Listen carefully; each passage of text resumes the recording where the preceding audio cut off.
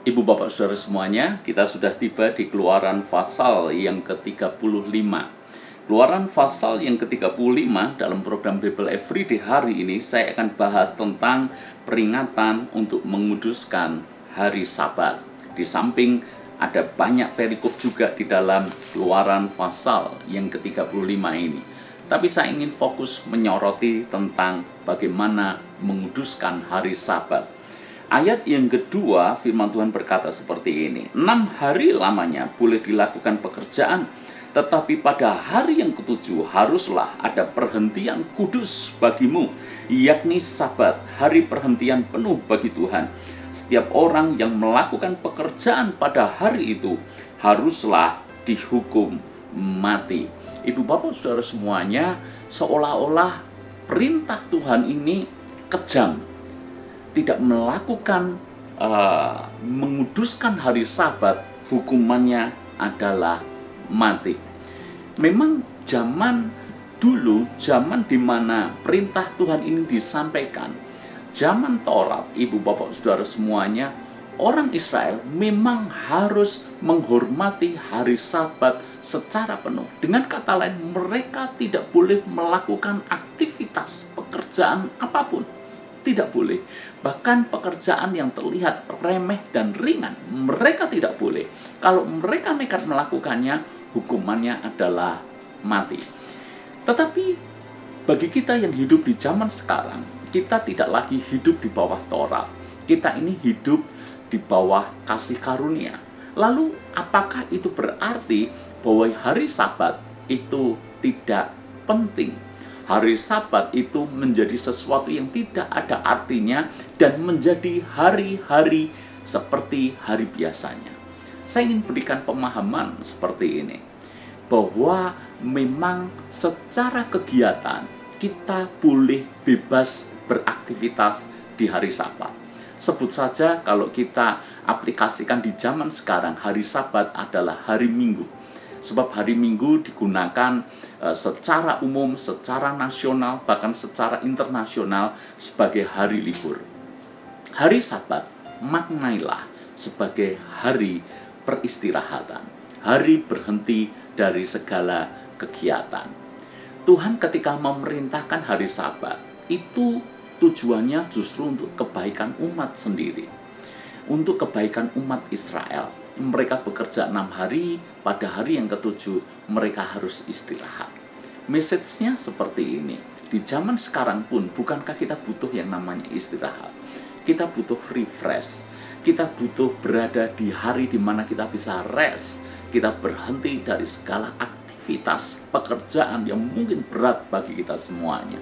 Sehingga dengan kita beristirahat, kita bisa segar untuk kita memulai aktivitas di hari pertama setelah kita istirahat. Maksud Tuhan seperti itu. Lalu pertanyaannya, bagaimana Pak kalau saya di hari Minggu harus bekerja? Bolehkah saya bekerja di hari Minggu? Ini pertanyaan yang seringkali diajukan kepada saya. Maka saya menjawab, kalau memang ada kesempatan untuk istirahat, saran saya, istirahatlah. Gunakan hari Sabat untuk kita bisa rest, istirahat bagi diri kita sendiri, sehingga kita tidak terlalu capek menjalani hidup. Gunakan hari Sabat untuk kita berkumpul dengan keluarga, membangun kedekatan dengan keluarga. Sebab mungkin 6 hari kita sudah sibuk bekerja, dan hari ketujuh atau hari Sabat, hari Minggu, bukankah ini kesempatan kita bisa dekat dengan istri, dengan anak-anak, menghabiskan banyak waktu bersama dengan mereka, refreshing bersama dengan mereka. Jadi kalau ada kesempatan untuk istirahat, istirahatlah. Ada kesempatan untuk bersama dengan keluarga, lakukanlah itu.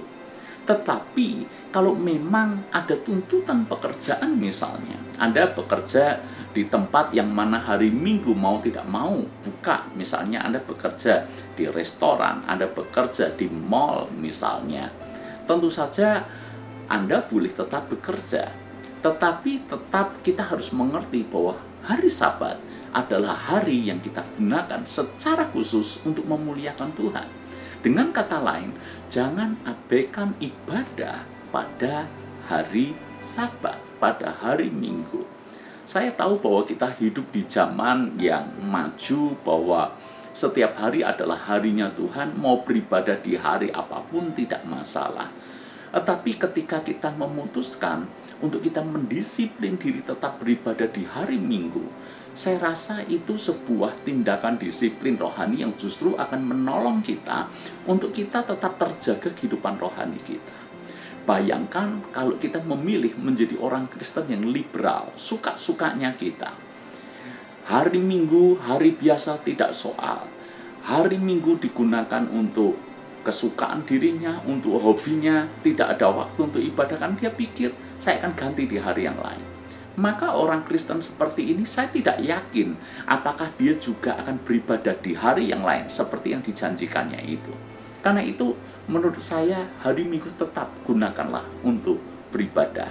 Entah Anda beribadah secara offline atau Anda beribadah secara online.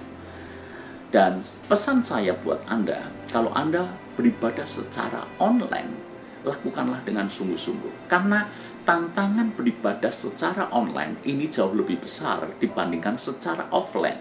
Secara offline itu Anda mau tidak mau dituntut untuk disiplin dalam melakukannya. Tapi kalau secara online, siapa yang tahu kita beribadah atau tidak? Lalu kemudian kalau secara offline kita bisa beribadah dengan sungguh-sungguh karena mungkin situasi kondisi yang memang membentuk kita harus melakukan seperti itu.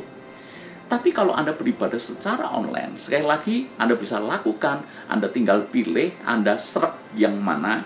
Memang dalam situasi pandemi tidak bisa dipaksakan bahwa semuanya harus ibadah offline. Anda boleh beribadah online, tapi tantangannya apakah Anda sanggup mendisiplin diri Anda beribadah dengan sungguh-sungguh. Tidak ada gangguan apapun. Sekali lagi, ibadah itu mengikuti. Jadi mengikuti ibadah, bukan menonton ibadah.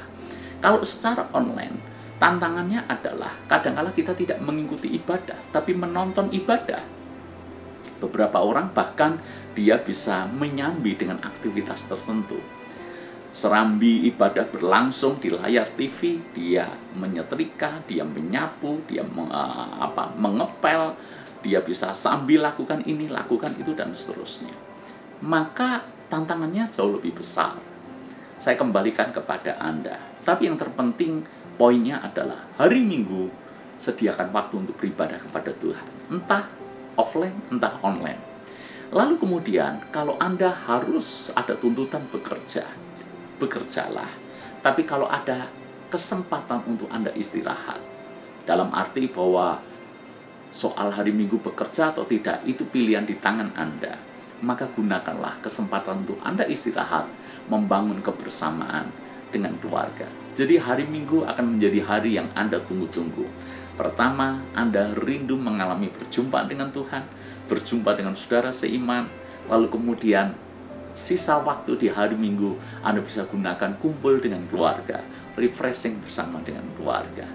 Itulah cara menghormati hari Sabat dalam budaya konteks di zaman sekarang. Semoga ini bermanfaat bagi kita semuanya. Tuhan memberkati kita.